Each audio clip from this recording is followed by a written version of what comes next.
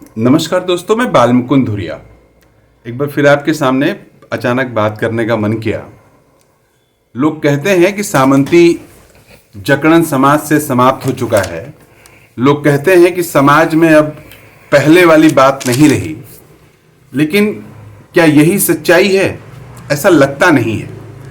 अभी तत्काल एक घटना घटी मध्य प्रदेश के छतरपुर जिले के चौरई गांव में। वहां पर एक दलित नौजवान अपनी शादी के लिए तैयारी करके शादी में बारात जाने वाला था। अब बारात जाना है, वहां एक परंपरा है कि बारात जाने के पहले दूल्हा गांव का चक्कर लगाता है, गांव का फेरी लगाता है। तो वो लड़का भी निकला जिसको गांव में घुमाया जाता है, जिसको राज फेराई कहते हैं। तो वो लड़का भी अपना घोड़ी पे बैठ के परिवार वालों के साथ गांव में घूमने निकला। लेकिन भारतीय जनता पार्टी की सरकार है, शिवराज सिंह जी मामा मामा करके खूब नाचते कूदते हैं। गांव के लोगों का माइंडसेट आज 21वीं सदी में भी बना हुआ है कि एक दलित नौजवान घोड़ी पे बैठ के गांव कैसे घूमेगा। कहा सुनी होने लगी। कहा सुनी पे बात यूं बिगड़ गई कि झगड़ा होने लगा, पत्थरबाजी होने लगी। और भरसक प्रयास किया गांव वालों ने कि दूल्हा गांव में घोड़ी पे बैठ के न घूमे। कारण क्या है? क्योंकि वो दलित नौजवान है। दलित होने के बाद कोई घोड़ी पे बैठ के गांव कैसे घूम लेगा, इतनी जुर्रत हो गई। ये भारतीय जनता पार्टी की रेसिपी है। हिंदू मुसलमान करना, जातियों को आपस में लड़ाना और समाज में जो बड़ी जातियां हैं उनके प्रो खड़े होके कैसे डिवाइडेशन पैदा करना, ये उसकी रेसिपी है। अगर अभी भी ये नहीं समझ में आ रहा है, खासकर हमारे दलित और बैकवर्ड समाज को, तो बड़ा चिंता का विषय है। हालांकि गांव वालों ने पहलकदमी ली और चूंकि जो लगातार सामाजिक आंदोलन चल रहे हैं उसके प्रभाव में फिर पुलिस आई और पुलिस ने एक्शन लिया, कार्रवाई हुई और अंततः गांव की फरी घुमाई गई, लगाई गई। गांव में नौजवान चला। मध्य प्रदेश के छतरपुर जिले के चौरई गांव का मामला है। दूल्हे की फेरी निकाली जा रही थी। दूल्हे घोड़े पर सवार देख दबंगों ने पथराव करना शुरू कर दिया। आप देख रहे हैं कि किस तरह से आक्रोशित होकर प्रस्ताव कर रहे हैं। एसपी छतरपुर जिले के चौरई गांव का मामला है, एमपी के। और इस तरह का सामंती जकड़न अभी भी बना है कि लोग उसको चलने नहीं दे रहे हैं दूल्हे को। फिर चौरई गांव में दूल्हे की बारात सागर जिले के सागड़ में जा रही थी। बारात से पहले गांव में दूल्हे की रार फेराई, जिसको गांव में घुमाना कहते हैं, हो रही थी। दबंगों ने दलित दूल्हे को घोड़ी पर सवार देख विरोध किया और मामला मारपीट तक में आ गया। पहले तो बातचीत हुई, फिर विरोध झगड़े में बदल गया और एकदम मारपीट की स्थिति बन गई। आप जैसा कि देख पा रहे हैं, मारपीट की स्थिति बन गई। फिर सूचना मिलने पर पुलिस आई।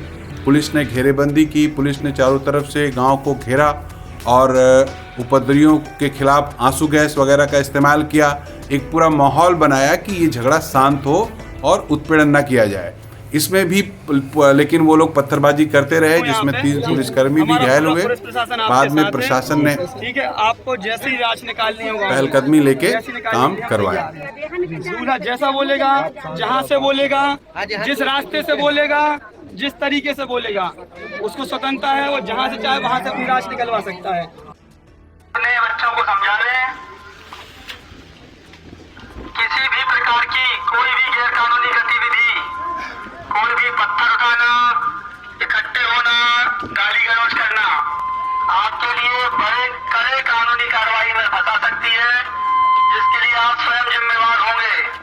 कल वहाँ एक समुदाय में शादी थी और इस शादी को लेकर दूसरे समुदाय ने गांव के ही कुछ आपत्ति व्यक्त की थी और इसके चलते वहाँ पे बल भेजा गया था।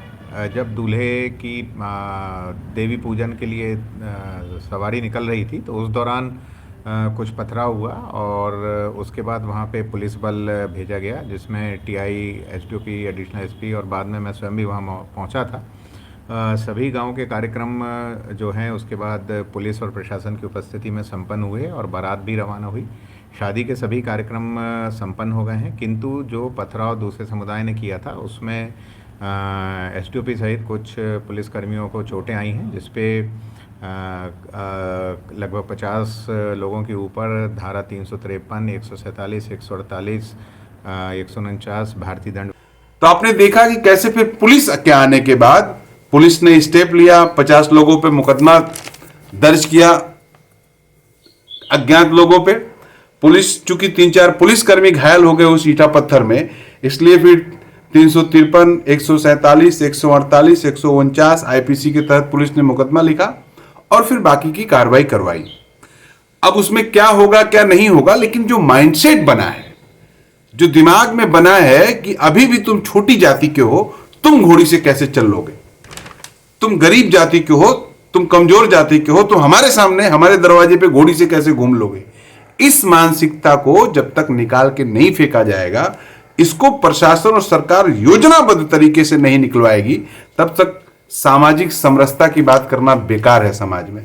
तब तक ये कहना, कुछ लोग अगर खा पी लिए हैं, कुछ लोग 10 रुपया कमा रहे हैं और उनको लगता है कि हम समाज में खत्म हो गया, हमारे साथ तो इस तरह का व्यवहार किया जा रहा है, तो आप भ्रम में हैं। आपको अभी भी वही समझा जा रहा है, आपको अभी भी अछूत और दलित समझा जा रहा है, अभी भी आपको कोसा जा रहा है अपने घरों में बैठ के और कहा जा रहा है कि कलयुग आ गया, नहीं तो भूसा ठीक कर देते। वो तो इधर कानून पुलिस का डर आ गया है, नहीं तो इनको औकात बता देते। और हमने तमाम भाजपा के नेताओं को कहते सुना है कि समय बदल गया है, नहीं तो जो आके दरिया के बगलिए बैठ जाते हैं, मार के भूसी छोड़ा देते। इसको समझना होगा, और अगर ये नहीं ठीक हुआ तो समाज में समरसता नहीं आ सकती है, समाज में भाईचारा बराबरी नहीं आ सकती है।